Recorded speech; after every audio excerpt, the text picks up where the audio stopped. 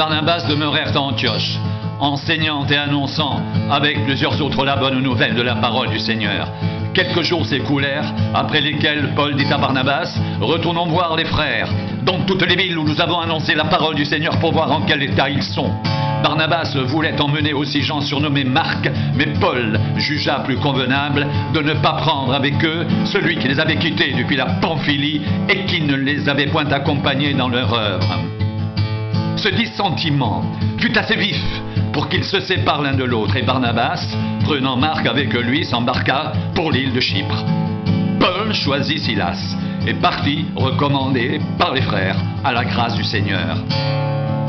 Il parcourut la Syrie et la Cilicie, fortifiant les églises.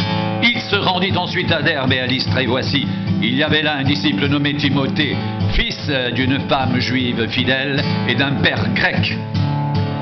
Les frères de Lystre et d'Icône rendaient de lui un bon témoignage. Paul voulut l'emmener avec lui, et l'ayant pris, le circoncis à cause des Juifs qui étaient dans ces lieux-là, car tous savaient que son père était grec.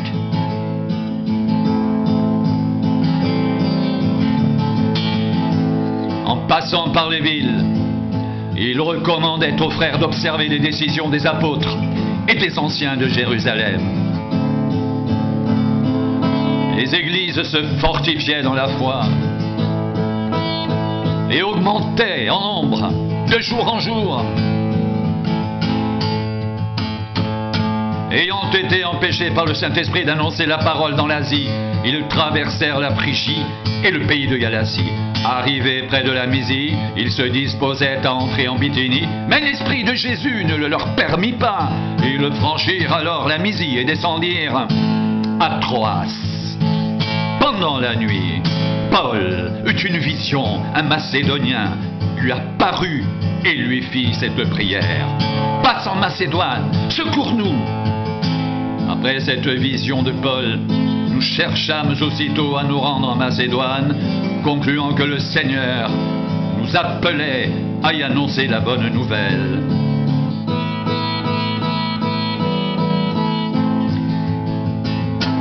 Étant partis de Troas, nous fîmes voile directement vers la Samothrace.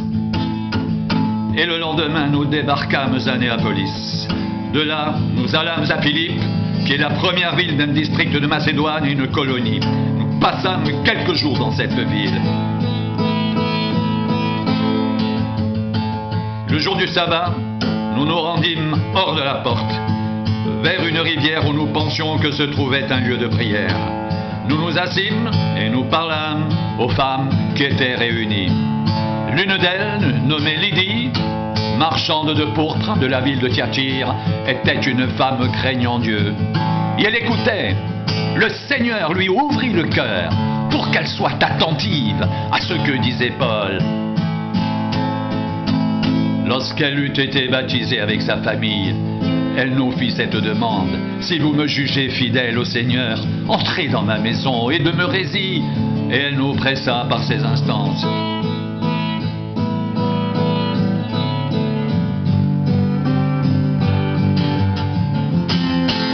Comme nous allions au lieu de prière, une servante qui avait un esprit de python et qui, en devinant, procurait un grand profit à ses maîtres, vint au-devant de nous et se mit à nous suivre, Paul et nous. Elle criait: « Ces hommes sont les serviteurs du Dieu très haut, et ils vous annoncent la voie du salut. » Elle fit cela pendant plusieurs jours. Paul, fatigué, se retourna et dit à l'esprit: « Je t'ordonne au nom de Jésus-Christ de sortir d'elle. » Et il sortit à l'heure même.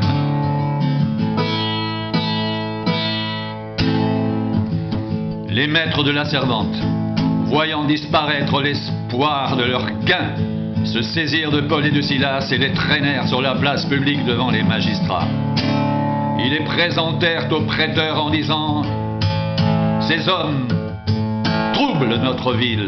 Ce sont des Juifs qui annoncent des coutumes qu'il ne nous est permis ni de recevoir ni de suivre, à nous qui sommes Romains. » La foule se souleva aussi contre eux, et les prêteurs, ayant fait arracher leurs vêtements, ordonnèrent qu'on les batte de verges.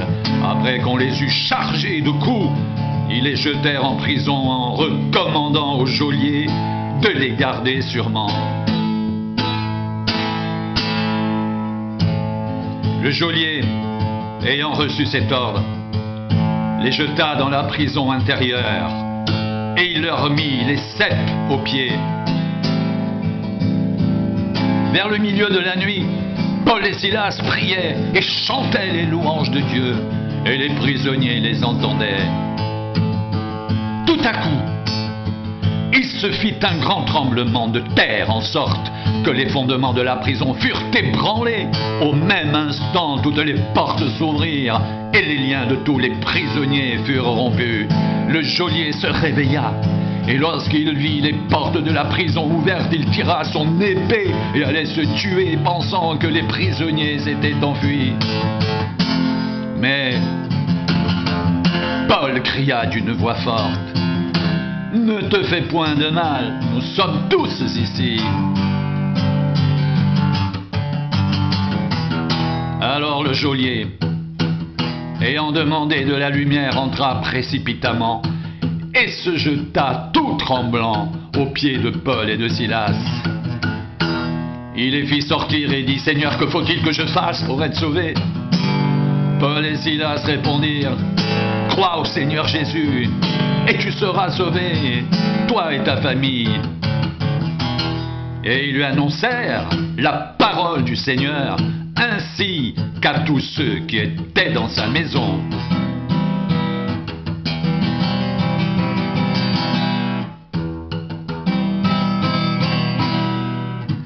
Il les prit avec lui à cette heure même de la nuit. Il lava leurs plaies, et aussitôt il fut baptisé, lui et tous les siens. Les ayant conduits dans son logement, il leur servit à manger, et il se réjouit avec toute sa famille de ce qu'il avait cru en Dieu.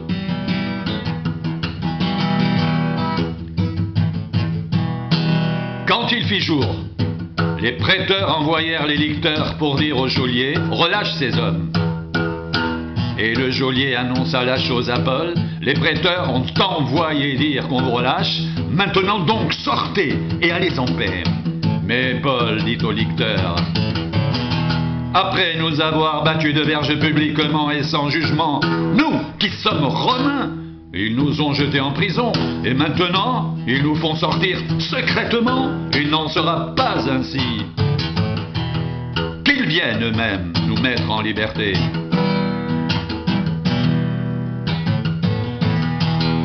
Les licteurs rapportèrent ces paroles aux prêteurs, qui furent effrayés en apprenant qu'ils étaient Romains.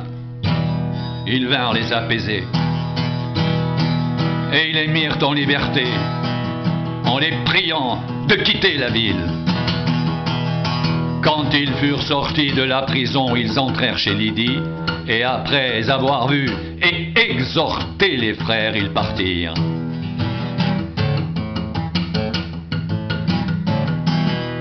Paul et Silas passèrent par Amphipolis et Apollonie, et ils arrivèrent à Thessalonique, où les Juifs avaient une synagogue. Paul y entra selon sa coutume. Pendant 3 sabbats, il discuta avec eux d'après les Écritures, expliquant et établissant que le Christ devait souffrir et ressusciter des morts. Et Jésus que je vous annonce, disait-il, c'est lui qui est le Christ.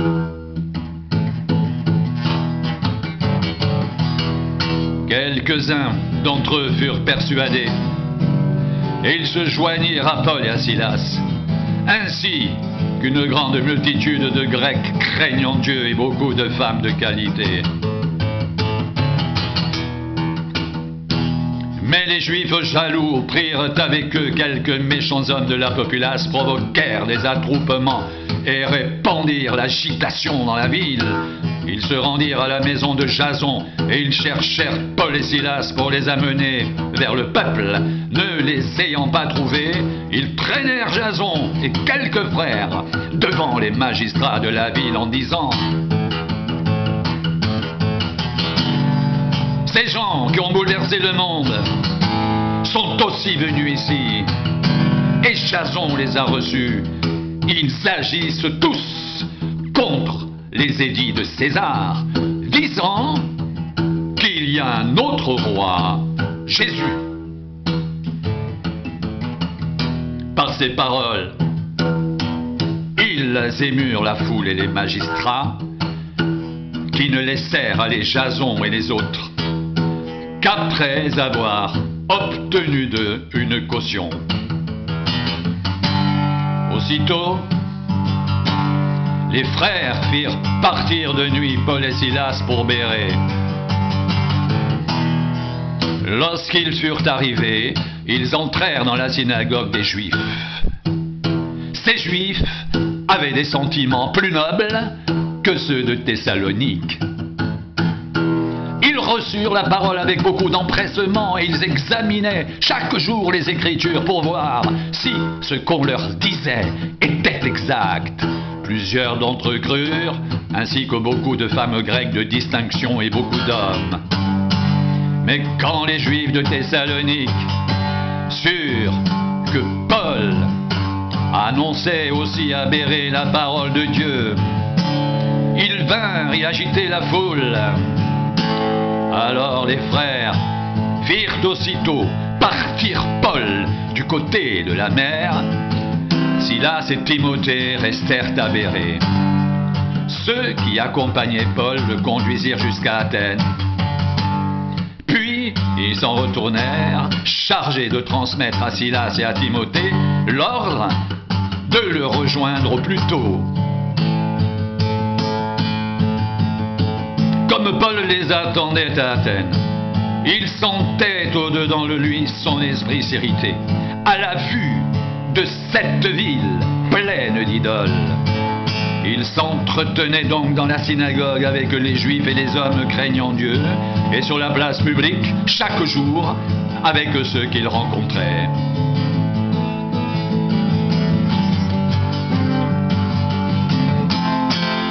Quelques philosophes, épicuriens et stoïciens se mirent à parler avec lui. Et les uns disaient: « Que veut dire ce discoureur ?» D'autres, l'entendant annoncer Jésus et la résurrection, disaient: « Il semble qu'il annonce des divinités étrangères. » Alors ils le prirent et le menèrent à l'Aréopage en disant: « Pourrions-nous savoir quelle est cette nouvelle doctrine que tu enseignes? Car tu nous fais entendre des choses étranges. Nous voudrions donc savoir ce que cela peut être. » Or, tous les Athéniens et les étrangers demeurant à Athènes ne passaient leur temps qu'à dire ou à écouter des nouvelles.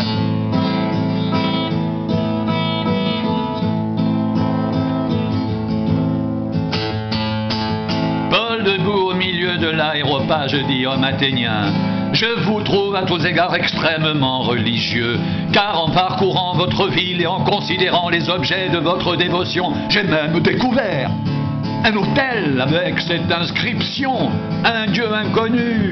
Ce que vous révérez sans le connaître, c'est ce que je vous annonce. »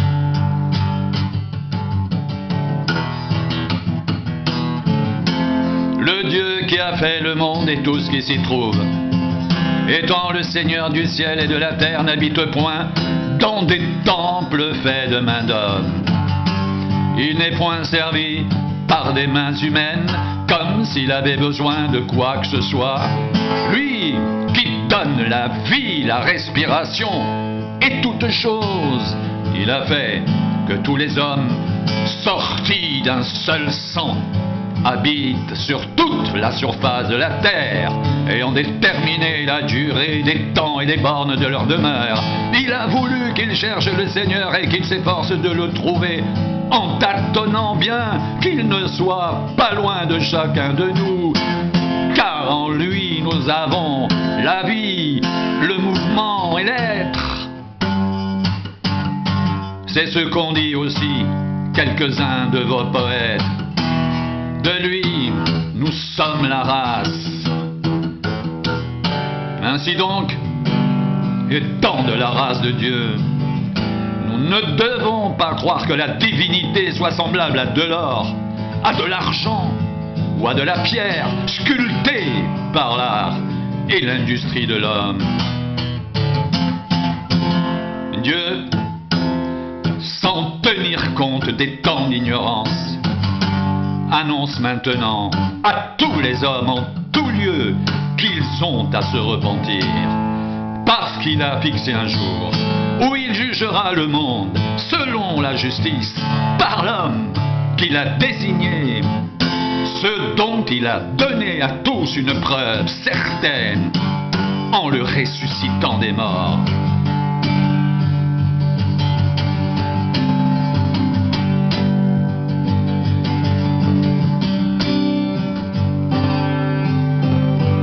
Lorsqu'ils entendirent parler de résurrection des morts, les uns se moquèrent et les autres dirent « Nous t'entendrons là-dessus une autre fois ». Ainsi Paul se retira du milieu d'eux. Quelques-uns néanmoins s'attachèrent à lui et crurent. Denis, l'Aréopagite, une femme nommée Damaris, et d'autres avec eux.